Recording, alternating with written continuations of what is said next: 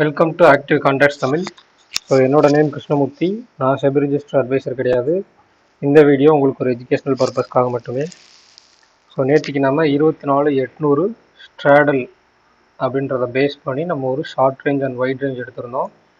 இன்றைக்கி மார்க்கெட் வந்து ப்ரீவியஸ் க்ளோஸ்க்கு மேலே ஓப்பன் ஆகிட்டு 24,805 அப்படின்ற லெவலில் ஓப்பன் ஆகிட்டு இந்த ஷார்ட் ரேஞ்சுடைய டாப் அப்படின்ற லெவலுக்கு நியர்பை போயிட்டு அகெயின் கீழே வந்து எஸ்டர்டே லோவை கட் பண்ணி இன்னமுமே கீழே போய் 24,500 வரைக்கும் க்ளோஸ் பண்ணிக்காங்க. அப்போ நம்ம ஸ்ட்ராங்கிள் அந்த 24,700 டு 25,000 அப்படின்ற ஸ்ட்ராங்கிளோட எல்லையை தாண்டி தான் முடிஞ்சிருக்காங்க. ஸோ இதை வந்து நம்ம எப்படி ட்ரேடாக கன்வெர்ட் பண்ணலாம் அப்படின்னு எடுத்துட்டிங்கன்னா, மார்க்கெட் வந்து மேலே ஓப்பன் ஆகிட்டு மேலே போய் ஷார்ட் ரேஞ்சோட டாப்பை வந்து கட் பண்ணாமல் அகெயின் கீழே வர்றாங்க, ஓப்பனை பிரேக் பண்ணுறாங்க அப்படின்றப்ப இந்த இடத்துல என்ட்ரி ஆகும், இந்த ஹையை ஸ்டாப் லாஸ் ஆகும் வச்சுக்கலாம். ஆர்எல்ஸ் இந்த ப்ரீவியஸ் க்ளோஸ் பக்கத்தில் இருக்கனால ப்ரீவியஸ் க்ளோஸை பிரேக் பண்ணும்போது ப்ரீவியஸ் க்ளோஸை ஸ்டாப் என்ட்ரியாக வச்சுட்டு மேலே ஸ்டாப் லாஸ் வச்சுருக்கணும். இந்த ரெண்டு விஷயம் தான் இதுக்குள்ளே பண்ணியிருக்க முடியும்.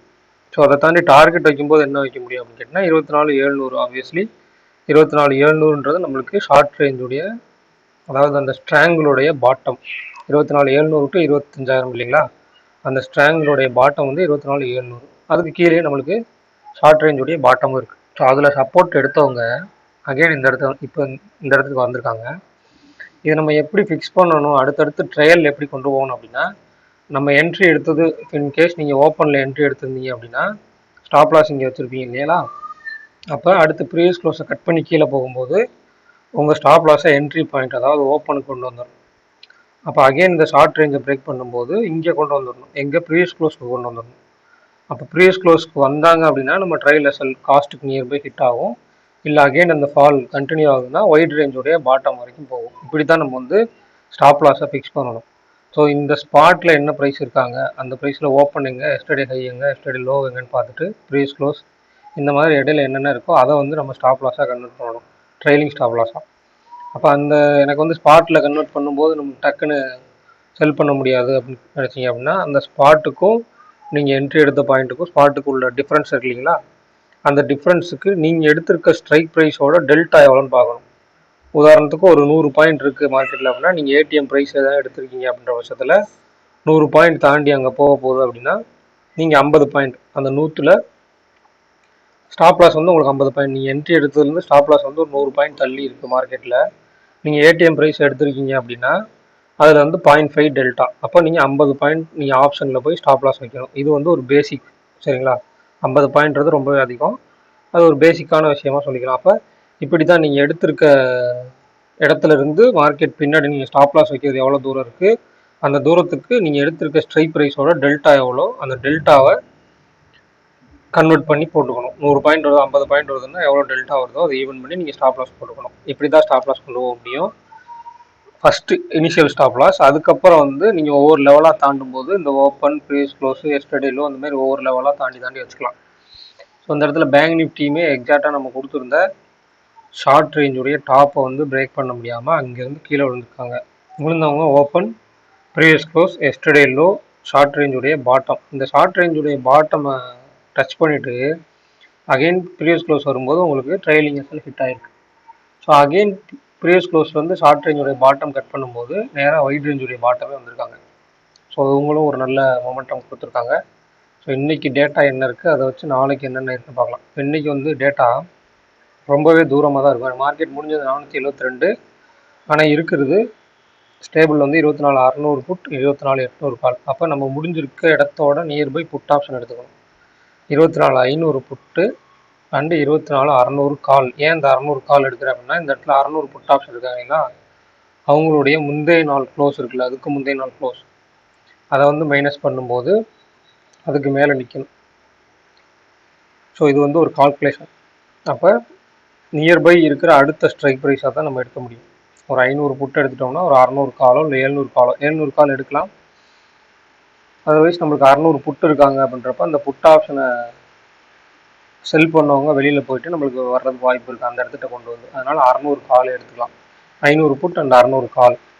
இந்த பேசிஸில் இன்றைக்கி மார்க்கெட்டோட நாளைக்கான லெவல்ஸ் வந்து நம்ம எடுத்துக்கலாம். ஸோ இதில் 24,600 கால் அண்ட் 24,600 புட் அப்படின்னு கொடுத்துட்டாங்க அப்படின்னு எடுத்துட்டான். ஸோ அப்போ இந்த 24,600 கால் புட், அதனால 24 அக்டோபர் இந்த வீக் எக்ஸ்பைரி அதை எடுத்துக்கலாம். அப்போ 600 காலுடைய க்ளோஸ் வந்து 68 ரூபா அப்படின்னு எடுத்துக்கிட்டா 668 அப்படின்றது ஷார்ட் ரேஞ்சுடைய டாப் அப்படின்னு எடுத்துக்கலாம். 24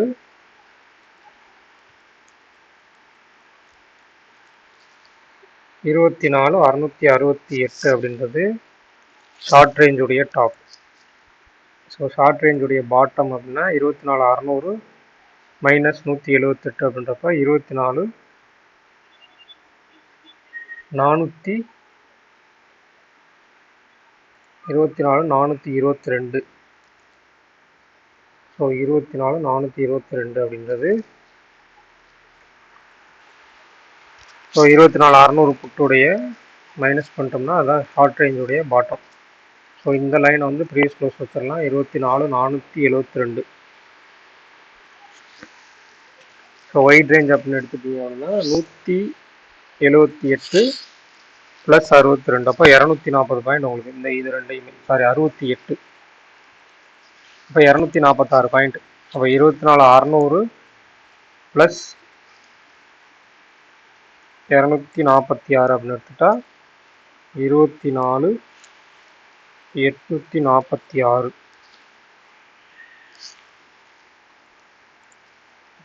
அப்படின்றது short range white ரேஞ்சுடைய top.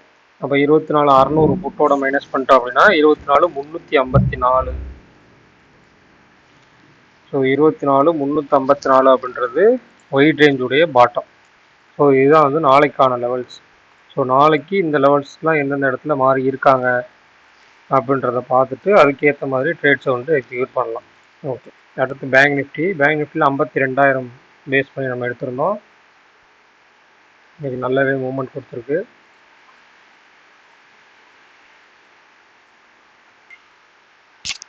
So bank Nifty எடுத்துட்டிங்கன்னா 51,257 மார்க்கெட் வந்து முடிச்சிருக்காங்க. அப்போ அதுக்கு நியர்பை சாங்கிளாகவே எடுத்துக்கலாம். 51,000 புட்டு கொடுத்துருக்காங்க அப்படின்றப்ப 51,500 புட்டு இடையில இருக்கனால அதனுடைய ஆப்போனண்ட் 51,500 கால் ஆப்ஷன் எடுத்துக்கலாம். ஸோ 51,000 புட்டு வந்து 82 ரூபா க்ளோஸ். அப்போ 50,918 50,918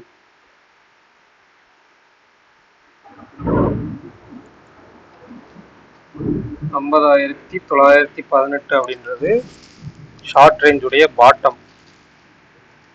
ஸோ அடுத்து 51,500 கால் ஆப்ஷன் எடுக்கும்.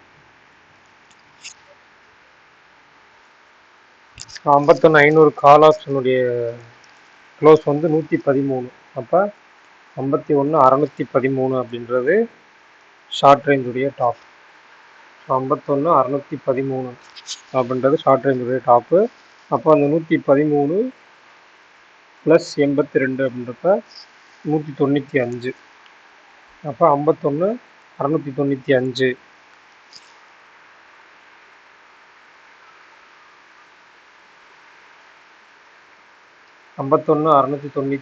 அப்படின்றது ஒயிட் ரேஞ்சுடைய ஒயிட் ரேஞ்சுடைய டாப். ஸோ அடுத்து ஒயிட் ரேஞ்சுடைய பாட்டம் வந்து 50,805 அப்படின்றது ஒயிட் ரேஞ்சுடைய பாட்டம். இந்த இடத்துல க்ளோஸ் வந்து 51,257. 51,257 அப்படின்ற ஒரு லெவல். ஸோ இந்த லெவல்ஸ் எல்லாம் வந்து நோட் பண்ணி வச்சுக்கோங்க. நாளைக்கு மார்க்கெட் வந்து இந்த எந்தெந்த லெவல்ஸ்லாம் தாண்டுறாங்க அப்படின்றத பார்க்கலாம். இம்ப்ளைடு வாலிட்டிலிட்டி ரெண்டு பக்கமும் வந்து கால் ஆப்ஷன் 15, புட் ஆப்ஷன் 15 இருக்காங்க. ஸோ அதையும் கொஞ்சம் நோட் பண்ணி பார்த்துக்கங்க. மார்க்கெட்டு பேங்க் நிஃப்டிக்கு வந்து நாளைக்கு எக்ஸ்பைரி, கொஞ்சம் சேஃபாகவே ட்ரேட் பண்ணுங்கள். ஸோ கிளாஸஸில் ஜாயின் பண்ண விருப்பம் இருக்கவங்க 7904877610 அப்படின்ற நம்பருக்கு வாட்ஸ்அப் பண்ணி கிளாஸஸோட டீட்டெயில்ஸ் வாங்கிக்கிங்க. ஸோ நன்றி, வணக்கம்.